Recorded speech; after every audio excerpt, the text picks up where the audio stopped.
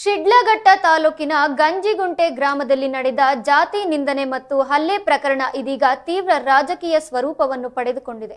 ಬೆಳಗ್ಗೆ ಟೀ ಅಂಗಡಿಯ ಬಳಿ ಕೆಲವರು ಮಾತನಾಡುತ್ತಿದ್ದ ವೇಳೆ ಜಾತಿ ನಿಂದನೆ ಮಾಡಲಾಗಿದೆ ಎಂದು ಆರೋಪಿಸಲಾಗಿದ್ದು, ಈ ಹಿನ್ನೆಲೆಯಲ್ಲಿ ವಸಂತಚಾರಿ ಎಂಬುವವರ ಮೇಲೆ ಹಲ್ಲೆ ನಡೆದಿದೆ.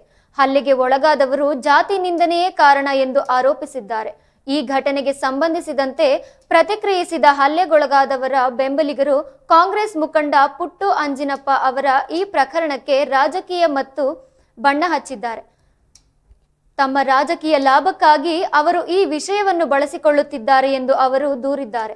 ಆದರೆ ಪುಟ್ಟು ಅಂಜಿನಪ್ಪ ಅವರು ಈ ಆರೋಪಗಳನ್ನು ನಿರಾಕರಿಸಿದ್ದಾರೆ. ಸ್ಥಳೀಯ ಮೂಲಗಳ ಪ್ರಕಾರ ಗಂಜಿಗುಂಟೆ ಗ್ರಾಮದಲ್ಲಿ ಕಳೆದ 15 ವರ್ಷಗಳಲ್ಲಿ ಯಾವುದೇ ಅಟ್ರಾಸಿಟಿ ಪ್ರಕರಣ ದಾಖಲಾಗಿಲ್ಲ. ಆದರೆ ಈ ಘಟನೆ ನಡೆದ ಗ್ರಾಮದಲ್ಲಿ ಉದ್ವೇಗ ವಾತಾವರಣ ನಿರ್ಮಾಣ ಮಾಡಿದೆ.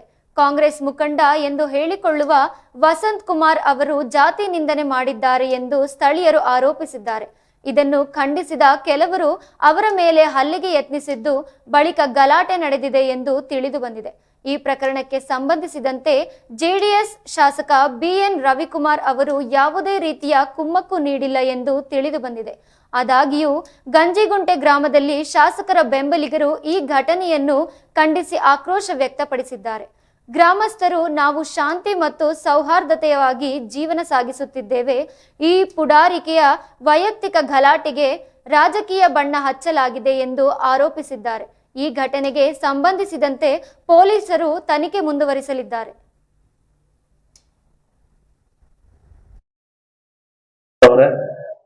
ಮತ್ತು ತಾಲೂಕು ಸಮಿತಿ ಎಲ್ಲ ಪದಾಧಿಕಾರಿಗಳೇ ಮತ್ತು ಕಜನ್ಸಿ ಆಗತಕ್ಕಂಥ ಅನಿಲ್ ರವರೇ ಮತ್ತು ಪತ್ರಿಕಾ ಮಾಧ್ಯಮದ ಸ್ನೇಹಿತರೆ,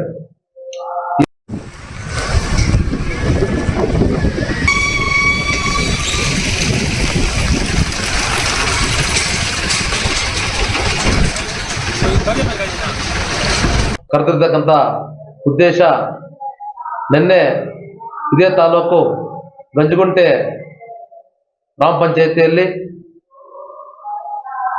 ಒಂದು ಘಟನೆ ನಡೀತದೆ. ವಸಂತಾಚಾರ್ಯ ಅನ್ನೋರು ಮೇಲ್ವರ್ಗದವರು ಮತ್ತು ಅದೇ ಗ್ರಾಮದ ಒಬ್ಬ ಚಿಲ್ಲರೆ ಅಂಗಡಿ ಮಾಲೀಕ ಮುರುಕೃಷ್ಣಪ್ಪರವರು ರಾಮಕೃಷ್ಣಪ್ಪರವರು ಮಾತಾಡ್ತಾ ಇರ್ತಾರೆ. ಏನಪ್ಪಾ ಅಂತಂದ್ರೆ,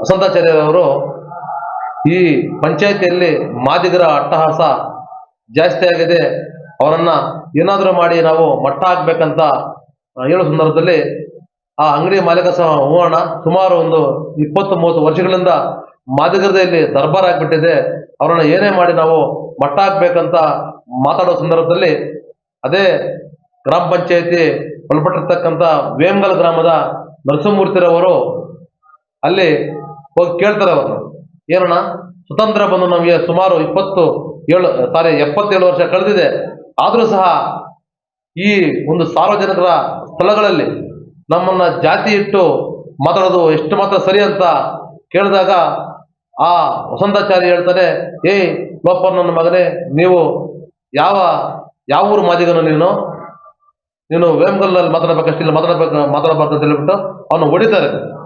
ಹೊಡೆದು ಜಾತಿ ನಿಂದನೆ ಮಾಡಿದ್ರು ಸಹ ಅಲ್ಲಿ ಗಲಾಟೆ ಆಗಿ ಈ ನರಸಿಂಹಮೂರ್ತಿ ಅವರು ಹೋಗಿ ದಿಬ್ಬೂರಲ್ಲಿ ಸ್ಟೇಷನ್ ಕಂಪ್ಲೇಂಟ್ ಕೊಡ್ತಾರೆ.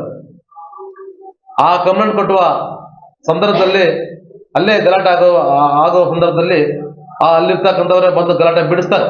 ಸತ್ಯ, ನಮ್ಮ ದಲಿತರು ಅಂತಂದ್ರೆ ಸವರ್ಣೀಯರು ಕೇವಲವಾಗಿ ತಿಳ್ಕೊಂಡ್ಬಿಟ್ಟಿದ್ದಾರೆ. ಕಾರಣ ಇಷ್ಟೇ, ಅದು ನಾವು ಕೊಡ್ತಕ್ಕಂಥ ಗೌರವ ಮಾತ್ರ, ಬೇರೆ ಇನ್ನೇನು ಇಲ್ಲ. ನಾವು ಎಲ್ಲಿವರೆಗೂ ಗೌರವ ಕೊಟ್ಕೊಂಡು ಬರ್ತಾ ಇದೀವೋ ಅಲ್ಲಿವರೆಗೂ ಈ ಸವರ್ಣೀಯರು ನಮ್ಮನ್ನ ತುಳಿತಕ್ಕೆ ಒಳಪಡಿಸೋದಕ್ಕೆ ಬಹಳ ಪ್ರಯತ್ನಗಳು ಮಾಡ್ತಾನೆ ಇದ್ದಾರೆ. ಯಾಕಂದ್ರೆ ನಾವು ಗೌರವ ಕೊಡೋದೇ ಅವ್ರಿಗೆ ತಪ್ಪು ಅನ್ಸ್ಬಿಟ್ಟಿದೆ. ಯಾಕಂತಂದ್ರೆ ನಮ್ಮ ಸಮುದಾಯಕ್ಕಿರುವಂತ ಒಂದು ಗೌರವನೇ ಅದು. ನಾವ್ ಯಾರಿಗೂ ಕೆಟ್ಟದ್ ಬಯಸಿಲ್ಲ, ನಮ್ಮ ಸಮುದಾಯ ಯಾರಿಗೂ ತೊಂದರೆ ಮಾಡೋದಕ್ಕೆ ಹೋಗೋದಿಲ್ಲ. ಅವರು ಬರೀ ಜಾತಿಯನ್ನ ಅಡ್ಡ ಇಟ್ಕೊಂಡು ನಮ್ಮ ಸಮುದಾಯಕ್ಕೆ ತೊಂದರೆ ಕೊಟ್ಕೊಂತಾನೆ ಬರ್ತಾ ಇದ್ದಾರೆ.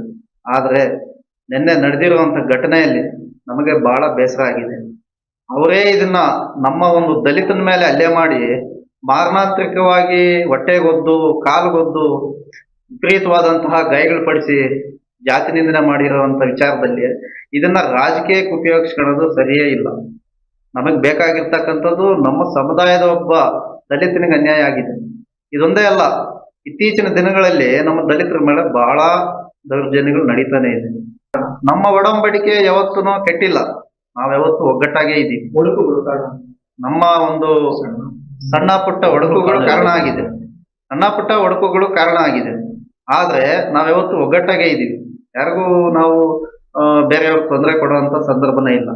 ಆದ್ರೆ ಅದನ್ನ ಅವರು ದುರುಪಯೋಗ ಮಾಡ್ಕೊಂತ ಇದ್ದಾರೆ.